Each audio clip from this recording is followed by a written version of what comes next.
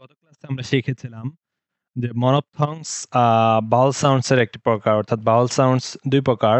ডিফথংস মনোপথংস মনোপথংস আবার দুই প্রকার শর্ট ভাওয়াল সাউন্ডস এবং লং ভাওয়াল সাউন্ডস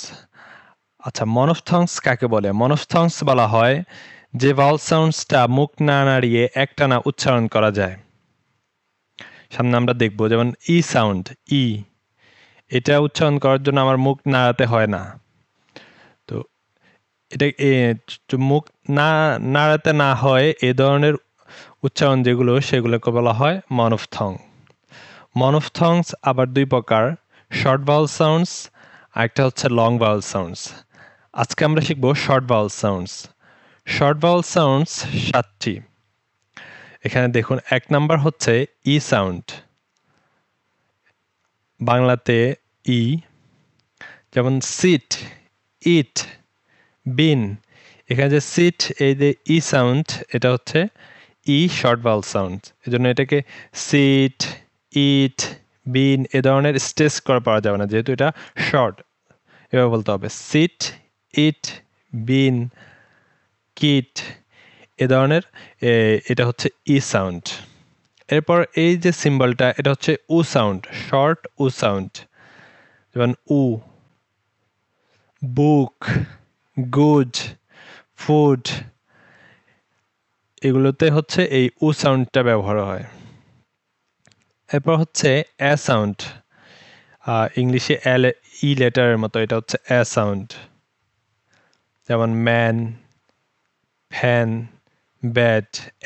এটাকে আবার একদম পরেরটার সাথে মিলানো যাবে না পরেরটা হচ্ছে এ সাউন্ড মুখ একটু খোলা রেখে মুখ একটু খোলা রেখে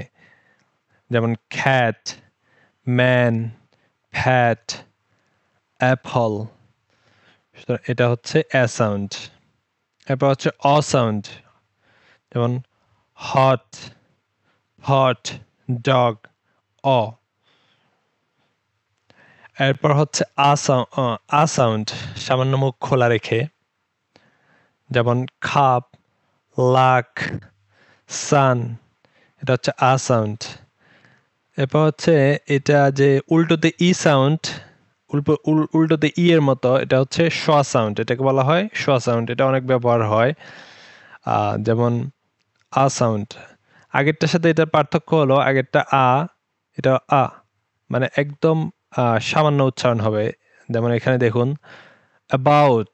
এদের শুরুতে যে এটা আছে এটার সাউন্ড হবে শ সাউন্ড অ্যাবাউট নাদা